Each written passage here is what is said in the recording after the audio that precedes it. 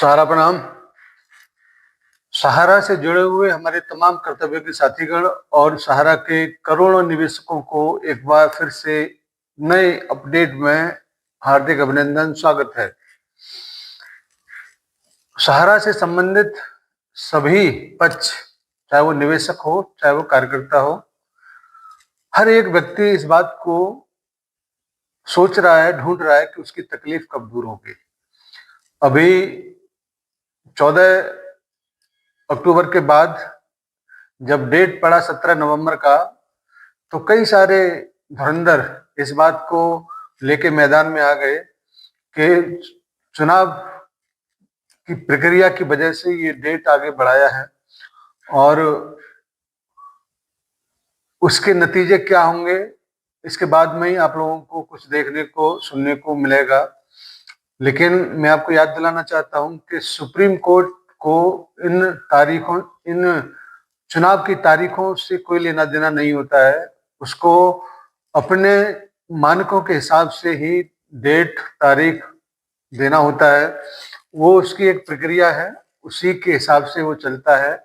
इसको मैं कई बार आप लोगों के बीच में रख चुका हूं कि किसी के भी कहने से सुप्रीम कोर्ट का फैसला हो, चाहे वो कार्य पद्धति हो, बदल नहीं सकती, क्योंकि वो एक निष्पक्ष संस्था है जो हिंदुस्तान की सर्वोच्च संस्थाओं में से आता है। इसीलिए इन सारी बातों को सोचना छोड़कर इस बात के ऊपर ध्यान दिया जाए कि हम इन सारी जो समस्या हैं उनसे बाहर कैसे निकल पाएंगे। सरकार क्या कर रहा है पोर्टल पे, सुप्रीम कोर्ट क्या कर रहा है कोर्ट में, इन सारी दोनों लोगों को आप बदलने का ताकत नहीं रखते हैं, तो फिर इनको फॉलो करिए कि ये क्या कर रहे हैं, कैसे कर रहे हैं, क्या आदेश दिशा निर्देश दे रहे हैं, उसको फॉलो करने में ही हम सबकी भलाई है।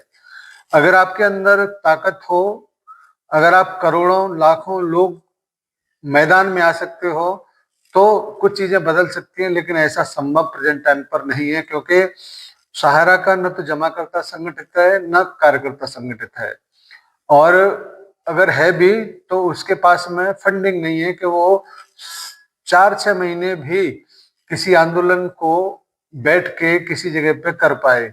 क्योंकि लोग किसान आंदोलन की बात करते हैं तो इसमें कई सारे पहलू हैं जिसको आप सभी लोग जानते होंगे, लेकिन मैं फिर दोबारा से इसको जरूर आपके बीच में रखना चाहूंगा कि विदेशों की फंडिंग हुई, लोकल की पार्टियों की फंडिंग हुई, तब जाके वो 1 साल के लगभग सरवाइव कर पाए, अन्यथा वो भी शायद नहीं कर पाते।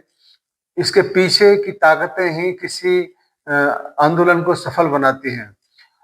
दोस्तों, अब मैं बात करना चाहूंगा कि चुनाव के बाद सरकार का जो एक बढ़िया एक निर्देश आदेश सहकारिता मंत्रालय की तरफ से पोर्टल पर देखने को मिला है, उस पोर्टल पर आप लोग प्रेजेंट टाइम पर ये देख पा रहे होंगे कि 19 नवंबर से जो पहले 5 लाख रुपए तक का डिमांड जिन लोगों ने किया था उसका ही रिसबमिशन करके भुगतान की प्रक्रिया चल रहा था, जिसका डिफिशियंसी नहीं है। मगर 5 लाख से अधिक जैसे करने जाते थे तो उसमें वो सफिशियंट नहीं बताता था, उसको रोक देता था। लेकिन अब 19 तारीख से 10 लाख रुपए तक का भी जिन्होंने डिमांड किया है उसको आप रिसबमिशन करा के भुगतान की प्रक्रिया में आगे ले जा सकते हैं।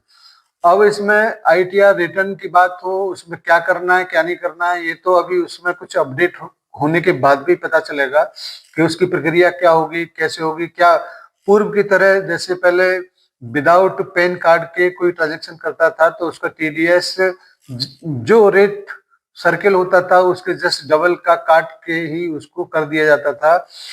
अब क्या इसमें जिनके पास में ITR रिटर्न नहीं होगा तो क्या TDS का वही पूर्व में जो व्यवस्था थी उसी के हिसाब से होगा कि क्या होगा, इसका अभी कोई क्लियरिफिकेशन आया नहीं है। और जैसे ही इसके बारे में कोई जानकारी उपलब्ध होती है हम लोग आपके बीच में अपनी बातों को लेकर, जानकारियों को लेकर जरूर आएंगे। क्योंकि पोर्टल पर 10 लाख रुपए तक का रिसबमिट करने का आदेश हो गया है, तो क्या और कितना अच्छा होता कि इसके भुगतान का भी 5 लाख रुपए तक का भुगतान की व्यवस्था कर दिया गया होता, क्योंकि अभी केवल 10 लाख रुपए तक का है। तो उम्मीद ये किया जा रहा है कि 5 लाख हो या 2 लाख हो या 1 लाख हो, यानी कि पहले 1 लाख रुपए तक का रिसबमिट किया जा रहा था तो 10,000 रुपए था। अब 5 लाख कर दिया गया तो 50,000 हो गया। अब 10 लाख हो गया है तो 1 लाख रुपए से लेके 5 लाख के बीच तक का भुगतान की व्यवस्था हो सकता है। इसकी प्रबल संभावनाएं हैं और ऐसी संभावनाएं भी हैं क्योंकि कई सारे माध्यमों से सरकार के पास ये कोलाहल जो कार्यकर्ताओं के माध्यम से या जमाकर्ताओं के माध्यम से जो हो रहा है सोशल मीडिया पर, उसका भी कुछ न कुछ असर सरकार के मीडिया सेल के माध्यम से इनपुट गया होगा सरकार के पास। तो ऐसा हो सकता है कि 1 लाख से लेके 5 लाख तक भुगतान का कोई भी रेंज वहां पर हो सकता है। और ऐसा होता है तो कई करोड़ लोगों को इसमें फायदा होगा, क्योंकि जिनके पास 50,000 रुपए तक आ चुका है उनका बैलेंस अभी लाखों में होगा, तो वो अमाउंट भी बहुत जल्दी आपके हाथ में पहुंचेगा। और ऐसी व्यवस्था अगर हो जाती है तो इससे बढ़िया और कुछ हो नहीं सकता, क्योंकि जब तक सुप्रीम कोर्ट के पास से कोई ऐसा आदेश संस्था सहारा को नहीं मिल जाता जिससे वो भुगतान की व्यवस्था अपने हाथों में ले, तो वो भुगतान आपको करने के लिए सफिशिएंट हो जाए। और वो होगा तभी जब एक बड़ा फंड की व्यवस्था होगी। कई सारे लोग फेसबुक पर, यूट्यूब पर वीडियो बनाकर तमाम तरह की भ्रम भ्रांतियों का शिकार हो रहे हैं कि वो तो 12,000 रुपए का डील है उससे क्या होगा, वो 18,000 रुपए का डील है उससे क्या होगा, और अडानी को अगर दे दिया है तो भुगतान मिलेगा कि नहीं मिलेगा, उससे कैसे होगा। लेकिन बड़ी मूर्खतापूर्ण बातें हैं ये, क्योंकि अगर सब कुछ सुप्रीम कोर्ट के देख रेख में या उसकी निगरानी में हो रहा है तो सुप्रीम कोर्ट ही इसका जवाबदेह होगा। अगर उसको ऐसे ही कुछ करना होता तो इतनी सारी जांच पड़तालें, इतने सारे लोगों को पक्षकार बनाए रखना इसमें, और वो ऐसा कुछ करता ही नहीं, सीधा सीधा कहता कि ठीक है भाई, दो लेनदार और देनदार सामने आ गए हैं तो इसको डील को फाइनल कर दो, जितना भी हमें सहारा से भी अकाउंट में चाहिए 9,000 रुपये जमा करा के बाकी का सहारा को दे के मामले को खत्म करें। वो कैसे पेमेंट करेगा कैसे नहीं करेगा ये उसकी जिम्मेदारी।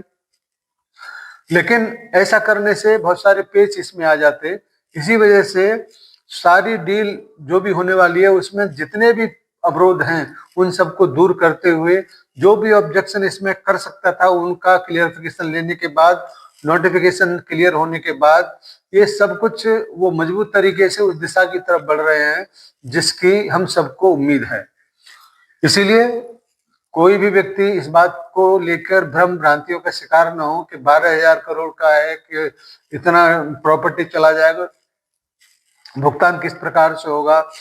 आपको मैं याद दिलाना चाहूंगा, सहारा एमए वैली का वैल्यूएशन की जब बात थी तो 40,000 करोड़ का था केवल अकेला, तो 18,000 करोड़ का पूरा का 88 संपत्तियों की बात कहाँ से आ गई, 12,000 रुपए की कहाँ से आ गई। वो जो वैल्यूएशन 4 लाख 5 लाख करोड़ का जो बताया गया था तो वो तो डेवलप करने के बाद का वैल्यूएशन था, मगर जो जिस हाल में है उस हाल में अगर बेचा जाए तो वो भी 40-45 हजार करोड़, वो भी तब था जब 2014-15 के लगभग इसका वैल्यूएशन निकाला गया था। आज की डेट में उसकी भी स्थिति अलग टाइप से हो सकती है, बड़े अमाउंट से हो सकती है। तो थोड़ा सा दिमाग का भी इस्तेमाल करिए, आने वाले समय में इसका पूरा का पूरा क्लियरिफिकेशन हो जाएगा। मानी सुप्रीम कोर्ट की जब भी बैठक होगी, जब भी इसके ऊपर डील फाइनल होगी, कितने का हुआ कितने का नहीं हुआ, सब कुछ सुप्रीम कोर्ट आपको बताएगा।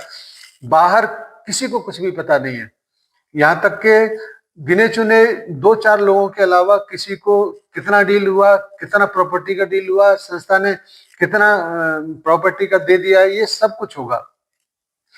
हम बाहर बैठ के अनर्गल बहुत सारी बातों को लगाते हैं दिमागों में और खुद कंफ्यूज होते हैं, दूसरों को भी करते हैं। थोड़ा सा और इंतजार करें, अब इतना टाइम गुजर गया है तो और महीने 1.5 महीने 2 महीने का और रह गया सुप्रीम कोर्ट के आदेशों का, देखते हैं क्या होता है। बहरहाल आज का अपडेट यही था कि 19 नवंबर से 10 लाख रुपए तक का रीसबमिट हो गया है। लोग अभी डिमांड न करें क्योंकि अभी इसको अपडेट करने के लिए कुछ और नई गाइडलाइंस आने के लिए 2-4 दिन का वेट करो, उसके बाद करें। धन्यवाद सभी को। आज के इस नए अपडेट के साथ आप सभी को सादर प्रणाम।